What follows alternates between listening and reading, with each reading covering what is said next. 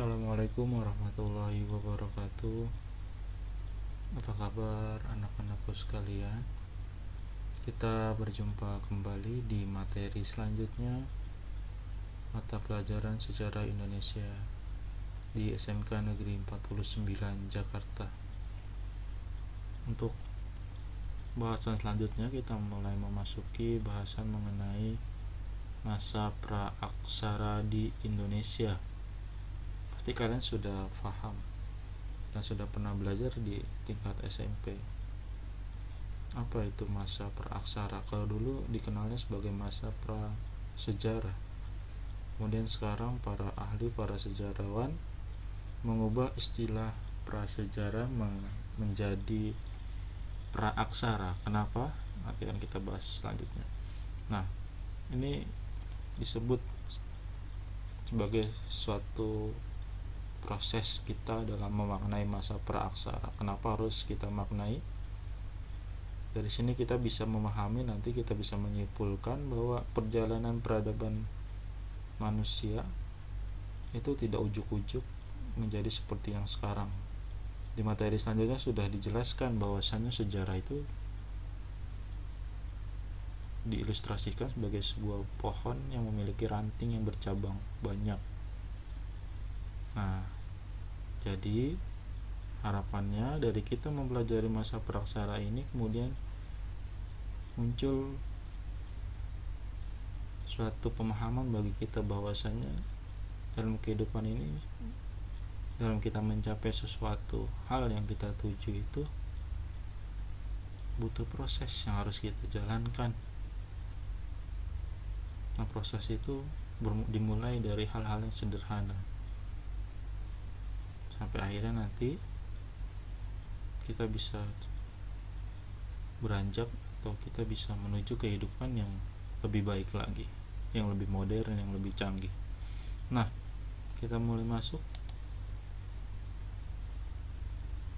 Apa itu masa praaksara? Praaksara sering juga disebut sebagai masa nirleka, merupakan suatu masa di mana manusia saat itu dikenal atau disebut sebagai manusia purba. Mereka belum mengenal tulisan. Nah, di dunia ini, di berbagai belahan dunia, peradaban-peradaban yang ada, peralihan dari masa praaksara menuju masa aksara itu berbeda-beda. Nanti kita bisa lihat contoh yang ada di Mesir kuno dan di Indonesia Nusantara. Nah, sebutan masa praaksara ini seperti yang sudah saya bilang tadi, ada untuk menggantikan masa prasejarah yang dirasa kurang tepat. Karena meskipun belum mengenal tulisan, manusia purba yang hidup pada masa tersebut sudah memiliki kebudayaan. Jadi ketika manusia belum memiliki atau belum punya kemampuan untuk baca tulis, tapi mereka sesungguhnya sudah punya sejarah, sudah punya cerita. Makanya istilah prasejarah atau sebelum adanya sejarah itu belum tepat. Contoh, kita umur 0 sampai 1 tahun belum bisa baca tulis, tapi kita sudah punya sejarah. Merangkak di umur berapa, bisa duduk di umur berapa bulan, bisa berguling di umur berapa bulan juga. Jadi sudah ada sejarahnya walaupun kita belum bisa baca tulis. Maka kemudian istilah prasejarah diganti menjadi praaksara atau sebelum mengenal tulisan. Lanjut.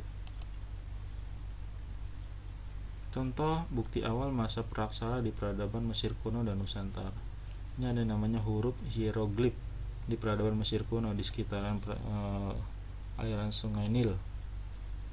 Mereka sudah mengenal tulisan aksara dalam bentuk huruf hieroglif sejak sekitar 3000 tahun sebelum Masehi. Sedangkan Nusantara baru memasuki masa aksara di abad keempat dengan ditemukannya prasasti Yupa, sumber sejarah dari kerajaan Kutai pada masa rajanya saat itu Raja Mulawarman. Yang saya katakan tadi, suatu peradaban mengalami proses transisi atau proses peralihan dari masa praaksara menuju masa aksara. Ini berbeda-beda rentang waktunya.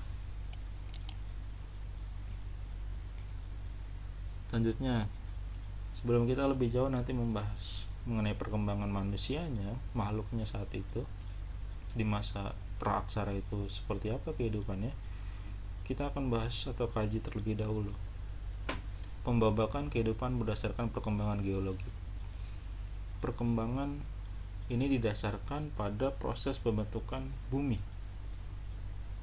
Nah, dikutip dari ensiklopedia zaman prasejarah, secara sederhana periode geologi itu atau proses pembentukan bumi dibagi atas 4 zaman. Masing-masing tentunya memiliki cirinya sendiri. Masa Arkaikum, ini zaman yang tertua, belum ada kehidupan sama sekali. Diprediksi atau diperkirakan sekitar 2,5 miliar tahun yang lalu. Saat itu kehidupan bumi masih labil, masih sangat panas sekali. Panas banget. Belum ada kehidupan, belum ada yang mampu muncul kehidupan di masa ini. Masuk ke zaman kehidupan tua, Paleozoikum, sekitar 500 sampai 245 juta tahun yang lalu. Pada masa ini sudah temperaturnya sudah turun, oksigen sudah mulai ada. Namun kemudian baru hanya ada makhluk bersel satu yang bisa muncul.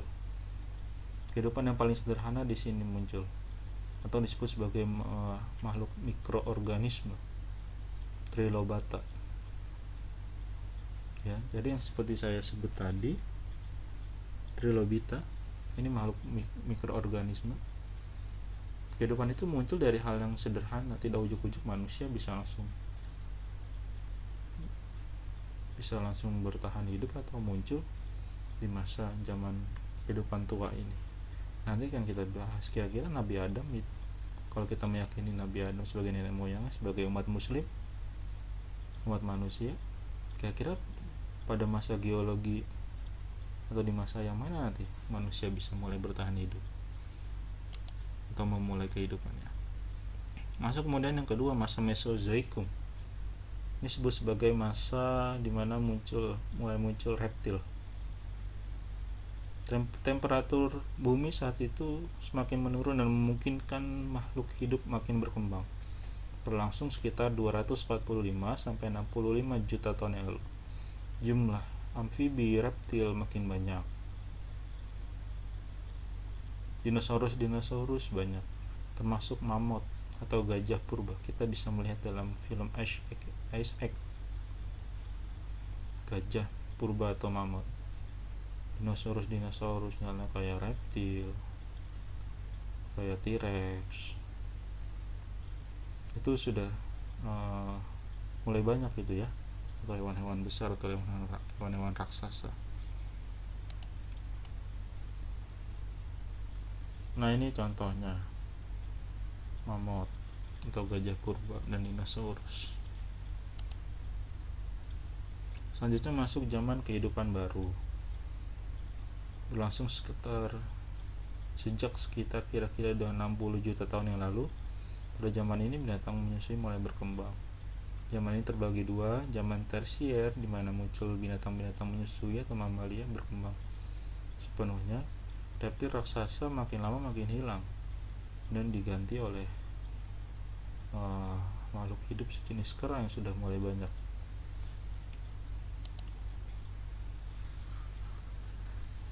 Dan muncul zaman yang kedua di masa Neozoikum itu atau zaman kehidupan baru, karena suhunya semakin bisa bersahabat perkembangan bumi, maka kemudian di masa zaman kuartir itu di masa yang diluvium atau zaman Pleistosen ini, dimana ketika saat itu es atau suhu bumi itu kan menurun, jadi es itu semakin meluas, es yang di kutub itu semakin meluas,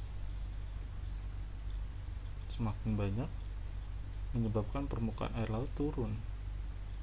Namun nanti kemudian ketika temperaturnya naik, es itu mencair, suhu itu memanas, kemudian tinggi muka laut naik. Nah, masa berubah-ubah itu kemudian disebut sebagai masa interglasial. Jadi kadang suhu turun, kadang suhu naik, tinggi muka air laut naik, tinggi muka air laut turun. Terus diperkirakan sekitar 600.000 tahun yang lalu masa interglasial ini berulang-ulang. Selanjutnya masa aluvium atau Holocene. Nah, ini manusia modern diprediksi atau diperkirakan dari hasil-hasil temuan fosil yang ada sudah mulai muncul spesies-spesies Homo sapiens atau yang disebut sebagai manusia cerdas, berlangsung sekitar 20.000 tahun yang lalu sampai sekarang. Dengan demikian kemudian manusia bisa mulai membangun peradaban dan mengalami kemajuan hingga saat ini.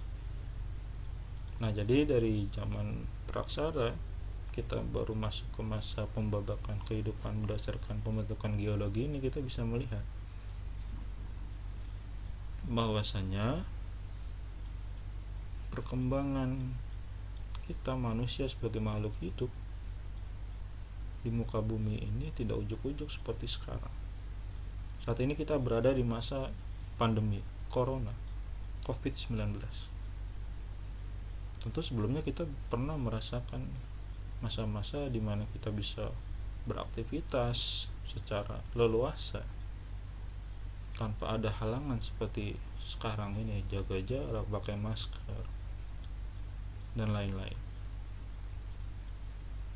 Nah, dari sini kemudian kita bisa belajar, mari kita mencoba mensyukuri, mari kita mencoba untuk terus berjuang, bahwasanya ya hidup berproses seperti itu. Sama seperti proses kehidupan sejak di masa praaksara itu seperti apa. Jadi poin penting dari kita belajar dari di pertemuan pembahasan pertama tentang masa praaksara ini adalah nggak ada satu kehidupan yang berlangsung atau tujuan kehidupan itu tahu-tahu menjadi langsung canggih modern. Enggak, semua berproses dari yang sederhana menjadi lebih canggih, dari tradisional menjadi lebih modern. Itu saja pertemuan kita di materi masa praksara ini. Nanti akan kita lanjut ke materi selanjutnya mengenai corak atau cara hidup manusia praksara, ciri-ciri manusia praksaranya seperti apa. Sekian dari saya. Nanti ada beberapa hal yang harus kalian lakukan setelah ini. Assalamualaikum warahmatullahi wabarakatuh.